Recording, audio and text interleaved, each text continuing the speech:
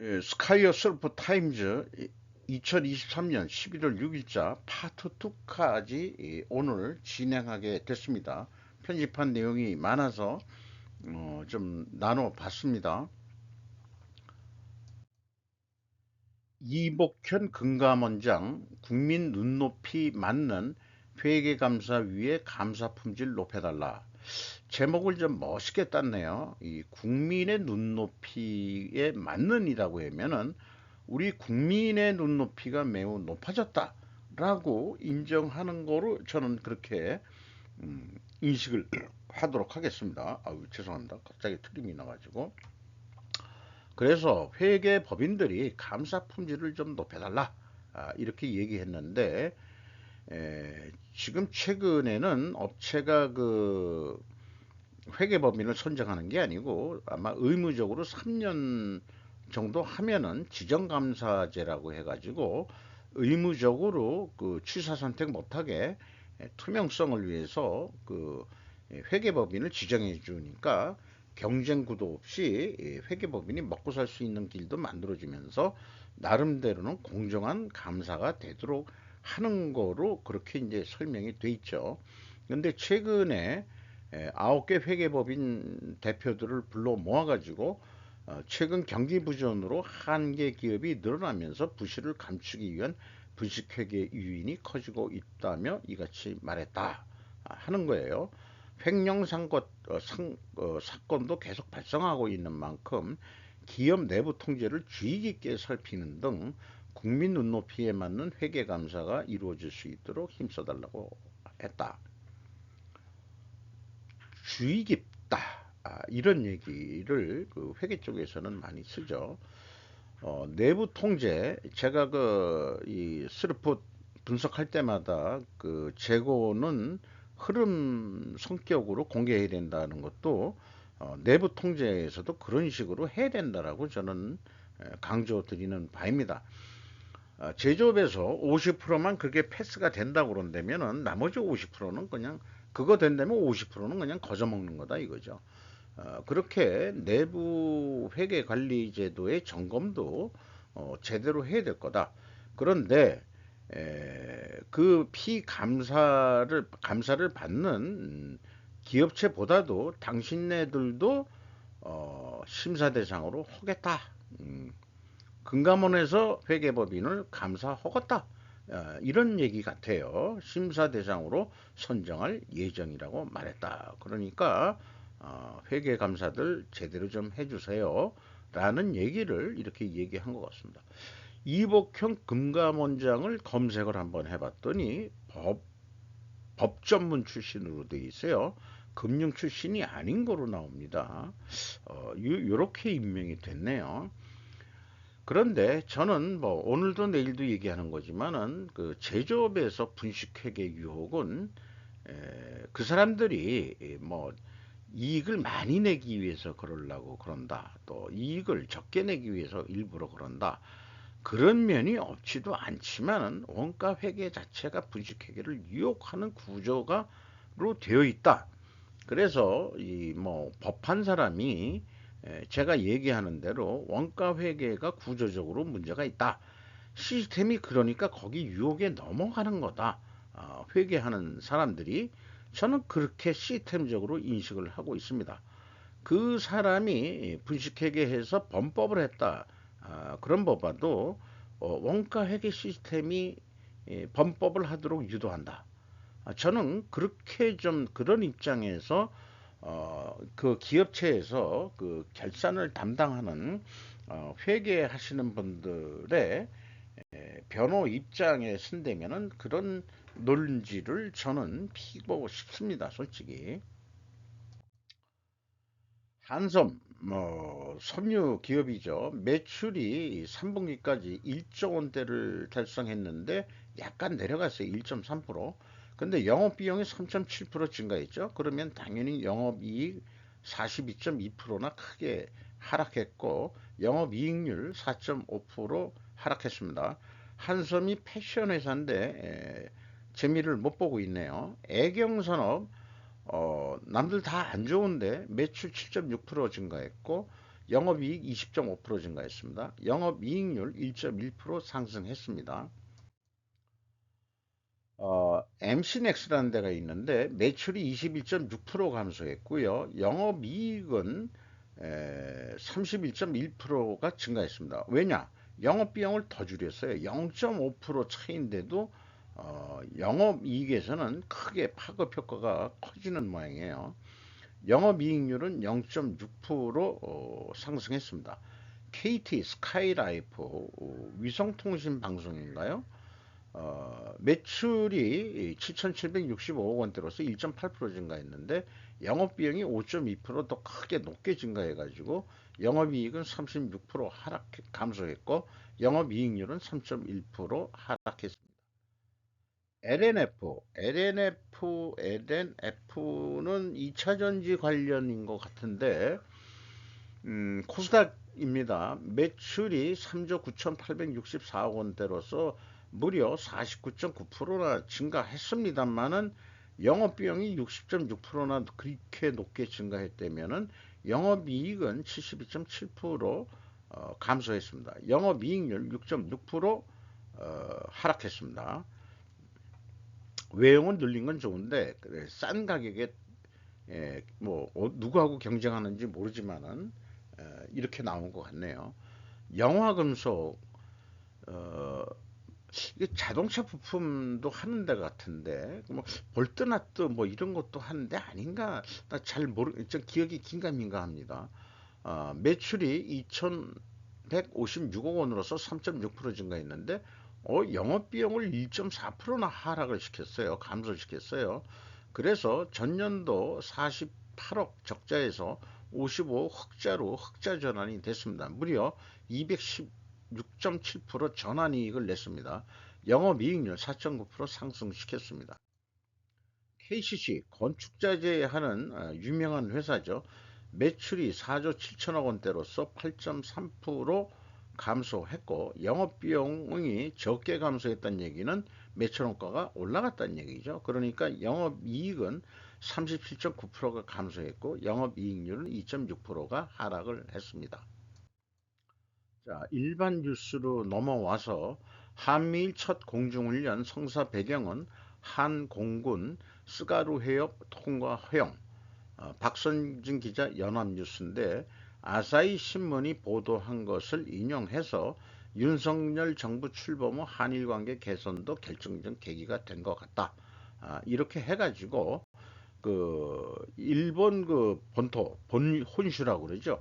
혼슈하고 홋카이도 그 사이에 있는 좁은 해협 그쪽을 그이공 국제적인 공유 수역으로 있는데 그게 좁아요. 좁아가지고 영공 침범이나 뭐 이런 거로 잘 걸릴 수가 있는데 어쨌든 그거를 통과하는 것을 일본하고 합의가 잘 돼서 알라스카에 가서 이렇게 그 미군하고 일본 비행기하고 우리나라 비행기하고 합동훈련을 했다. 그런 얘기가 되겠습니다.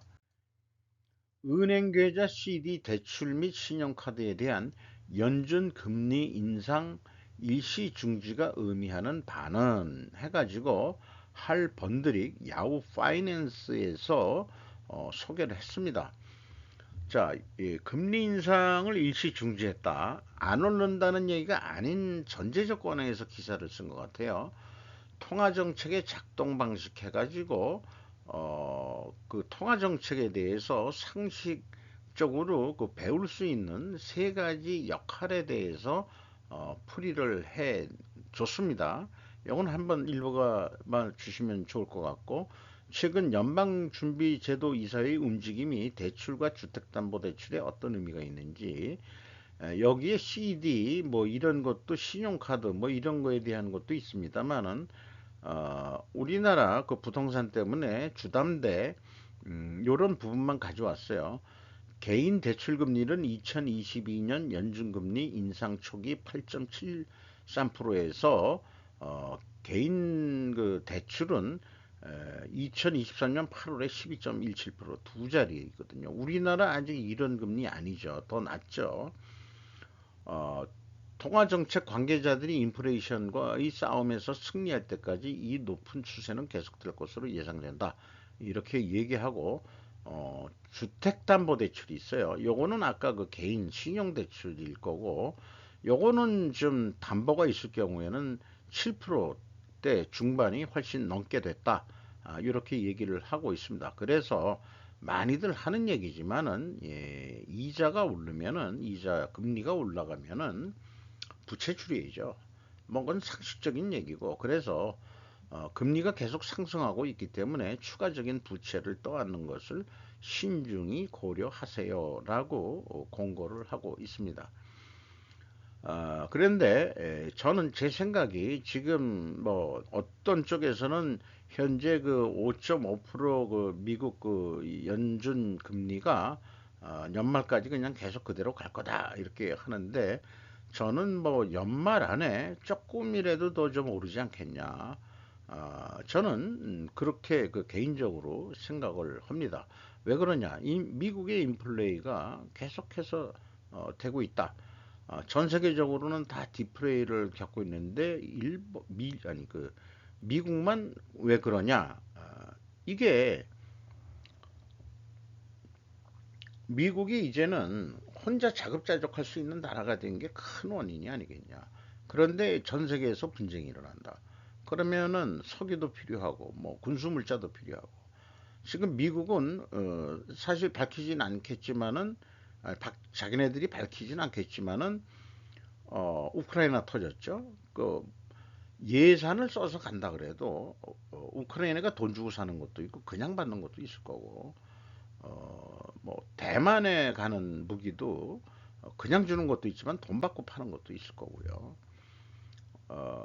그다음에 뭐 이스라엘에도 그 미군 장비 많이 들어가죠. 그다음에 이제 석유, 그 러시아 뭐 이런 것 때문에 석유를 안 산다. 하는데 그러면 미국이 이제 그 산유국이니까 옛날에는 산유국이면서 수출을 억제했는데 자기네 자원 보호한다고 딴 나라 거 퍼가지고 장사하고 석유 메이저들이 그렇게 했는데 지금도 뭐 해외에서 많이 그 하고 있죠. 어, 베네수엘라하고 그 옆에 그 뭐 새로 생긴 그 나라 거기에서도 뭐 그 어떤 횡재가 터졌다 그런 것도 어저께 그 뭐 유튜브 그 슈카월드에서 뭐 확인을 한 게 있습니다. 어쨌든 그 미국은 인플레 화랑이기 때문에 금리를 그 올릴 것 같다. 저는 그런 생각이 들어가요. 미국은 조용히 대만을 완전히 무장시키고 있습니다. 이것도 이제 그 미국 수출액이 많아지는 그런 원인이죠. 그래서 그 기사를 거의 그냥 그대로 그 취사 선택해서 가져왔는데 최근에 미국산 군사장비 구매를 위한 8천만 달러, 6,460만 파운드 보조금 지급을 승인했다고 그러는데 중국은 이것에 대해서 개탄하고 반대한다고 밝혔지만은 이미 140억 이상의 미군 장비를 주문했는데 뭔그 8천만 달러 또 추가로 되는 게 더 문제가 됩니까? 이런 식으로 좀 물어보고 있네요. 그리고 이 미국이 그 지원하는데 그이 국회 승인이라든지 이런 것도 있지만은 그런 승인 없이 할 수 있는 또 자금이 있는데 펀드가 있는데 FMF라고 되어 있는데 아마 그 포린 밀리터리 펀드 뭐 이런 약자 아닌가 저는 그렇게 생각합니다. 타이페이에 본부를 둔 싱크탱크인 프로스펙트 재단의 아이충나이 회장은 말한다. 어떻게? 하지만 AFMF를 통해 미국은 자국 주식에서 직접 무기를 보내고 있으며 이는 미국 돈이기 때문에 모든 승인 과정을 거칠 필요가 없습니다. 이렇게 이제 소개를 하고 있네요. 의회가 우크라이나에 대한 수십억 달러 규모의 원조를 보류한 것을 감안할 때 대만이 훨씬 더 초당적인 지지를 받고 있는 것 같다. 이렇게 보고 있고 오랜 관찰자들이 평가는 묵뚝뚝하다 그런데 그 점은 중국의 공격에 대해 비참할 정도로 사실 준비가 부족하다는 거 아니냐. 이런 얘기고요. 그래서 좀 대만의 군사력을 지금 보강하는데 다 무료는 아닌 거고요. 그리고 그 대만은 군대를 재교육하기 시작했다 하는데 미국의 도움으로 하는데 대만은 휴약성으로 인해 미국 정부는 조치를 취할 수밖에 없습니다. 대만 지상군이 훈련을 위해 미국에 파견되기도 하고 미국 가서 훈련받기도 하고 미국 훈련병들이 대만 해병대와 특수부대에 배속되기 위해 타이페이에 오는 이유이기도 하다라고 소개를 하고 있습니다. 대만에도 여군이 있는 모양입니다. 여군이 있는 모양이에요. 이거 격투기 지금 연습을 하고 있는 모양인데 남녀들이 같이 얘기하는데 여성끼리 대련하는 모습을 그 훈련을 이렇게 사실 그 대만 스스로의 훈련 수준은 무슨 뭐그 국민학교 애들 무슨 장난하는 것 같은 그런 식 수준뿐이 안 됐다는 폄하를 당했는데 미군이 군인이 되기 위한 훈련을 지금 미군들이 가가지고 훈련을 시키고 있다는 얘기예요. 자기네들이 판 무기를 제대로 쓸 줄 알아야 되니까 그것도 교육을 해야 되겠죠. 애프터 서비스 해야 되는 거다 이거예요. 일반 영업이라면 애프터 서비스 하러 가는 거다. 어, 그리고 이 그 대만 싱크탱크가 하는 얘기는 대만이 중요하다고 느껴주신다면은 이건 국제사회가 결정하는 것이고 G7이나 나토에서 대만이 본인들의 이익에 중요하다고 생각하신다면은 대만 상황을 국제화 이슈화 해가지고 좀 도와줘야 되지 않겠냐 이런 뜻으로 말한 것 같아요. 왜냐하면 그것이 중국으로 하여금 비용에 대해 다시 생각하게 만들 것이기 때문입니다. 자, 대만 먹으려면 돈 많이 들어가겠네. 그럼 포기할지도 모른다. 이런 뜻으로 저는 이해가 되네요. 중국의 오랜 감시자의 말처럼 우리는 전략적 모호성에 관한 모든 문제에 대해 침묵을 지키면서 전략적 모호성에 관한 모든 문제에 대해서 대만을 완전히 무장시켜야 된다. 이런 식으로 그 보도를 냈습니다.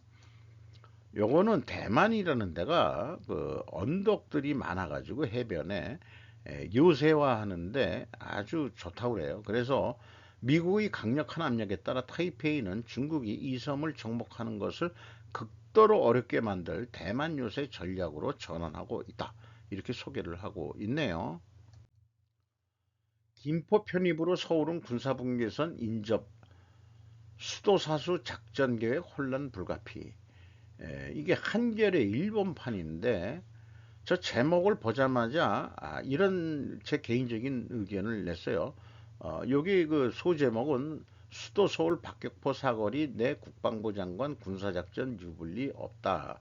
유리불리 없다. 이렇게 이제 국방부 장관은 얘기했다는데 한겨레는 이렇게 혼란이 불가피하다. 김포를 서울에 펴리면 우리나라가 혼란이 불가피하다. 그래서 혼란 불가피란 제목이 한겨레가 독자들에게 마치 공포와 두려움을 일으키는 보도 자세로만 느껴집니다. 저는 김포 편입 시 군사 분계선 방위계획 강화 필요 이런 식으로 제목을 넣어줘야 되는 거 아니냐. 아무리 좌파 신문이라 하더라도 제 얘긴즉슨 이런 식의 기사가 되어야 하지 않겠나. 그게 제 의견이고요. 그래서 신 국방장관은 김포가 서울에 편입된다면 김포를 담당하던 육군 사단이나 해병대의 수도방위 사령부 배치 여부 등을 판단하면 된다. 책임구역 조정에 따른 부대 조정은 그리 어려운 일이 아니다. 이렇게 얘기했고 또 그런데 한겨레 쪽에서는 과거 수도권 방어를 책임졌던 예비역 장성한테 전화를 들릭 걸어가지고 의견을 물었는데 서울 이북에서 완충구역이 사라지면 하마스가 가자지구 인접지역을 기습한 것처럼 서울이 북한의 기습에 바로 노출될 우려가 있다. 이거 개똥 같은 소리 하고 자빠졌네 이 새끼들. 여기 나오네요. 그 하마스는 이 사람들의 거긴 땅하고 연결이 돼 있는 거지. 한강이라는 그게 있잖아. 한강이라는 게. 그 넓은 그 한강이라는 게 있잖아. 그리고 그게 서울시 편입되면은 아까 얘기한 대로 방위 계획을 강화해 가지고 그 진지도도 구축하고 뭐 그렇게 하면 되는 거지. 아니 좀 마음에 안 듭니다. 이게 이런 식으로 그 뉴스들을 내는 게 그 사회 불안 조장을 하는 그런 언론이지. 이렇게 되면은 뭐 정치적인 목적이 있는 거가 아니고 저는 순수하게 보는 거예요. 왜냐, 전 세계 대도시들은 강 하구에 맨하탄하고 내가 비유를 자꾸 하잖아요. 그래서 여기가 맨하탄이 됐으면 좋겠다. 그 여기 그 강 하구에 따라서 이게 휴전선이거든요. 네. 그래서 어쩌란 얘기야. 그러면은 그 아까 그 여기에서 얘기한 대로 그 뭐예요? 무슨 포? 그 무슨 포가 날라와? 박격포? 박격포 박격포 가지고 장난하냐 이런 얘기하고 싶네요. 장사정포 뭐 이런 거 많이 얘기를 했는데 아니 그거 해가지고 전쟁하자는 얘기가 뭐야 북한 김정은이가. 이해가 안 갑니다. 이해가 안 가요. 우리가 당한 적도 있지만은 음, 걔네들 쏘면 우리도 당연히 쏘는 거지. 예. 전쟁을 불사해야지. 예, 힘에는 힘으로. 그런 식은 이제 무슨 혼란이 불가피하다. 뭐 이따위 식으로 그걸 그 언론 뉴스를 쓰는지 모르겠어요. 김정은이가 그렇게 바보 같은 사람이 아닐 겁니다. 그리고 또 반대로 생각해. 야, 만약에 말이야, 우리가 남한을 적화 통일하면은 여기 그 개성에서 가깝고 좋겠네. 어, 이런 얘기도 생각할 것 같은데 좀 더 넓게 그 다음에 멀리 생각을 좀 해 주기를 바랍니다. 저는 이 김포를 통해서 나중에 경제 교류를 할 때 개성까지 연결이 되는 그런 벨트, 경제 교류 벨트 이렇게 해서 그 적대국이지만 경제 교류는 가능할 그런 그 미래를 좀 봐야지. 그럼 허구한 날 일산을 통해서 다닐 거냐 이게 그 저기 여기 도시도 많아지고 복잡하고 그냥 하는데 응? 그 저는 여기서 길 그 강변도로로 쫙 들어가지고 그냥 쫙 넘어가면 그냥 좋겠구만. 이상 저의 상상의 시나리오를 말씀드렸습니다.